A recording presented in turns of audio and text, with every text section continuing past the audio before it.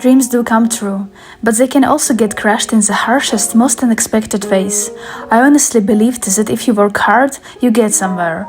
I put all my money into my dreams, and in a single moment, they got ripped apart. Hey guys, it's Siri, and this vlog is all about the brutal truth of my dance school journey.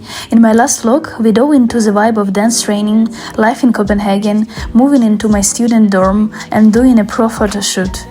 It all looked amazing and exciting, but watch this vlog till the end to uncover the hard reality. I hope this story won't leave anyone indifferent. The weekend started off amazing. We went to watch the Red Bull Dance Hairstyle battles, and it was something else. 3 hours flew by in what felt like one breath. We got voting cards again, this time with blue and red sides, to vote for the dancers. If you remember, the audience is the judge, deciding who wins each round. Red Bull Dance Hairstyle is a global dance competition where dancers from different countries face off in freestyle battles. Each country picks its top dancers, and the winners come together to compete for the world title.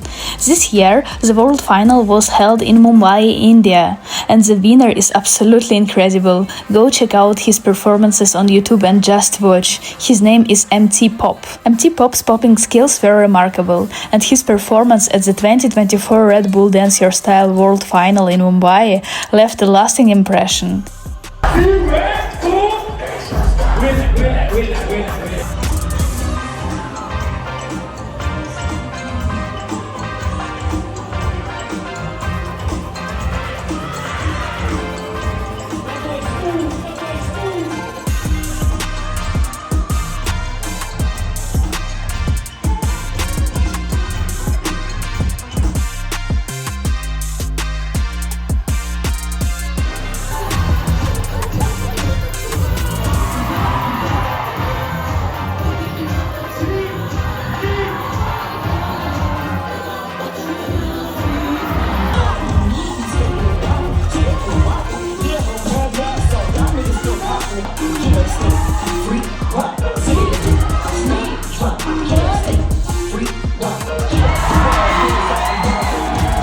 We had a cocktail at the bar and then went home to prepare for the next week of classes.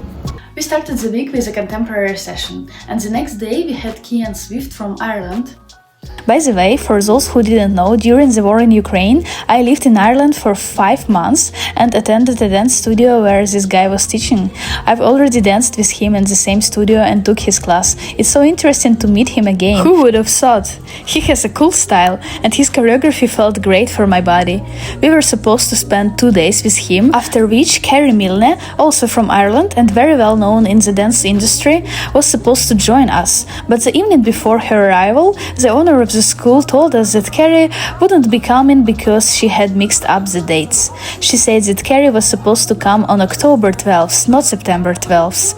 She asked Kian to stay with us for another 2 days, the ones Carrie was supposed to be here. Who knows what we would have done if Kian couldn't stay?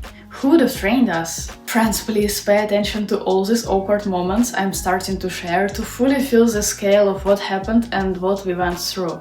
Quick heads up, the past years of the education program were held in different dance studios, but this year Joe decided to level up and rent a new space, complete with a kitchen for students and a huge area to work in.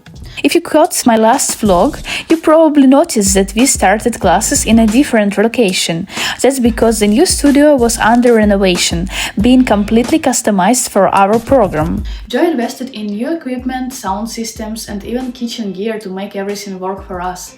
And by the second week, we finally moved into the new studio, so not everything was finished yet. Here is an interesting twist. The same building also became home to a dance school run by Ukrainians, which opened in early September. And their classes take place in the evenings, while we train in the mornings and afternoons. And since our program is bringing in top-tier choreographers from around the world, the Ukrainian studio also invites these choreographers to teach classes in their studio. It's a great setup.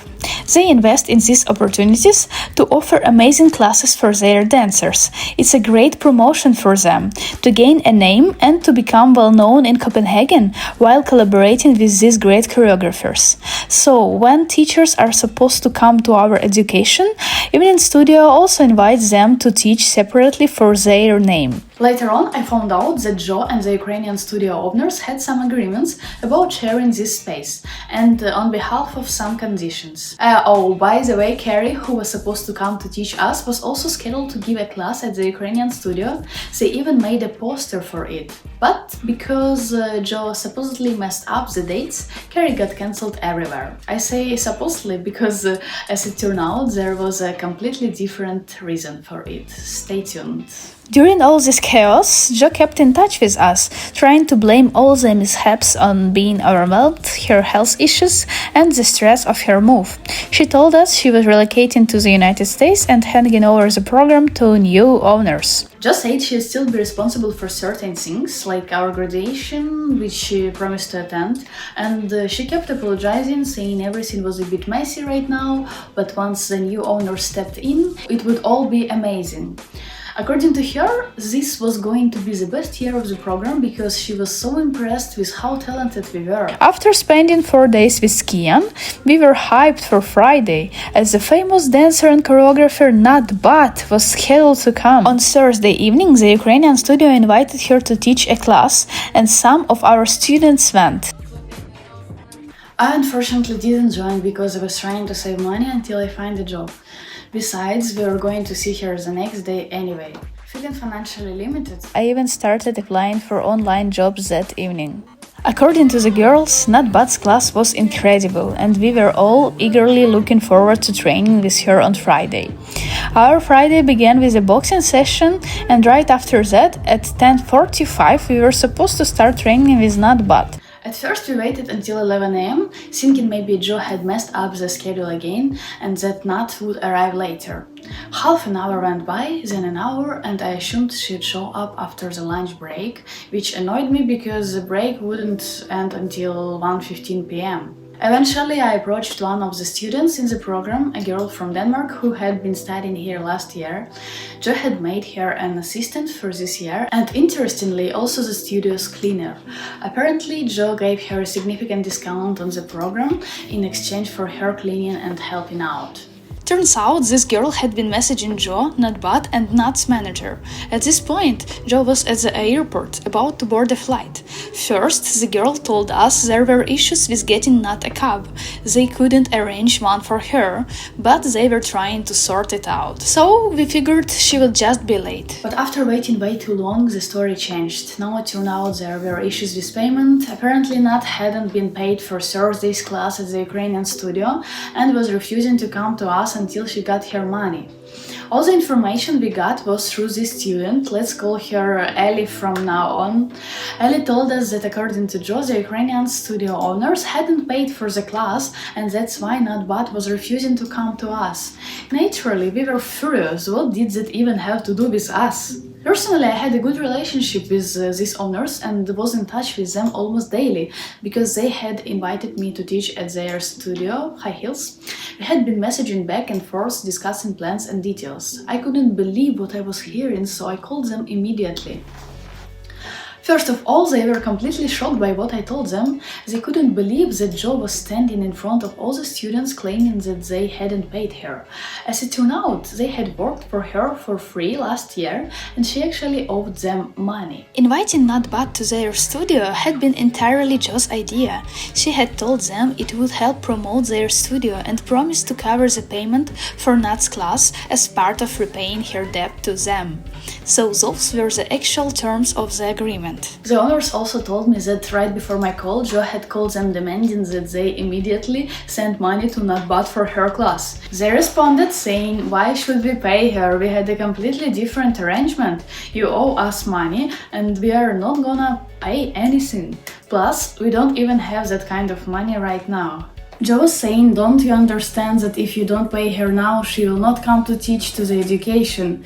They were still saying that the arrangement was different and they are not related to the education.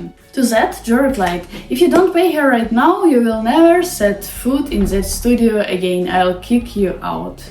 Grab your popcorn, friends, this is getting intense. So here is the tea, guys. When Jo realized the Ukrainian owners weren't going to pay, she turned to Ellie asking her to cover the payment for the class. Her excuse? She promised Ellie that once she landed in America, she would totally pay her back. But here is the kicker, Jo blamed her inability to pay on horrible airport Wi-Fi. Like, seriously. Ellie was devastated. She called her mom in tears, explaining the situation, and her mom? Oh, she was furious, and rightfully so. But here is the plot twist. Ellie was actually considering paying for Jo. Yep, she was ready to transfer the money. That's when the rest of us stepped in, like the true family we had become. We all told her under no circumstances should she pay. Why? Because we'd been through enough to know how this would end. If Ellie paid, we knew Jo wouldn't pay her back. We also knew what this meant. If Ellie didn't pay, Natbat wouldn't come to teach us. Honestly, we had learned too much about how things worked around here. Stories from students in previous years were like cautionary tales. Like the time someone paid for a dance trip to another country that got cancelled, and guess what? The money never came back, and that's just one example. Alright, so remember when I told you that Jo supposedly messed up the dates and that's why Carrie got cancelled everywhere? Well, turns out Carrie had already heard a lot about this woman from other teachers, about how there were issues with payment. So Carrie had one condition: she would only come if she was paid in full upfront. Now, do you see why she didn't show up? It wasn't because Jo mixed up the dates. Oh no, not at all. Guys, I swear, to tell you the full story, I would need to write a book or pitch a Netflix series. This whole situation, straight out of a drama series. I'm telling you, you couldn't make this stuff up. There was some kind of chaos happening. Some people were calling their parents, others were freaking out. We all started texting in our Instagram group with Josephine and everyone started panicking. But she promised to introduce us to the new owners long time ago. She said she was no longer able to manage the program and was handing it over to the new owners. We started demanding that she at least give us their contact details or introduce us to them immediately. We were asking if they even existed, saying it all looked very shady and we were scared about what we had paid for, and so on. She was trying to calm us down, saying she hadn't introduced us to them yet because they asked not to disclose their names. But since we were in panic mode, she said they would come to meet us on Wednesday. She sent us a screenshot showing that she paid not bad for a class that was supposed to happen, but she didn't show up because the Ukrainian studio didn't pay. They're to blame. And Josephine couldn't pay for them because the airport Wi-Fi was so bad. She kept repeating that she was really sick and asked us to calm down, saying she still believes in us and that this would be the best year in the program's history. She listed a few choreographers who were coming to us. She said Ricky Jinks would be here from Monday, then Jordan for a whole week, and the 3 new owners, she said, are the sweetest people. They'll handle everything and take charge, fix all my mistakes because they have the mental health to do it, which I don't have. She apologized so much for not bad, saying it was all a miscommunication. She didn't want it to turn out this way. She feels really bad about it and only wishes the best for us. After these messages, we calmed down a bit because at least we felt like everything would go ahead with the new owners, and from now on things should be fine. It was all very doubtful, but we really did manage to calm down and believe that the best was yet to come. Friends, and do you know what the irony is? All of this happened on Friday the 13th, and after that, who can still believe in superstitions? On Saturday, one of our students had a birthday, so we decided to hang out at our apartment. We played games, got even closer, sang, and had heart-to-heart conversations. It was a wonderful evening, and everyone was excited about how amazing this year would be, filled with such great moments. Honestly, we were still really anxious, but we had each other, and that calmed us down and kept us encouraging one another. Then came Monday, the day we had been anxiously waiting for. We showed up for class, and from the morning no one came. We were terrified again, and once more we were angry about the problems. So we did yoga together, and after 12 Ricky showed up. How happy we were to see him. I can't even describe it, and it was the most emotional practice of my life. This person seems to live in another world. He lit some candles, and we didn't even dance that day. He told us that we had 2 whole weeks ahead of us together, and that today we would get to know each other. We set goals together, answered questions like why we are here and what our dreams and desires are. It was an incredibly powerful spiritual practice. We had agreed that each of us had to choose 5 commitments that we would stick to over these 2 weeks.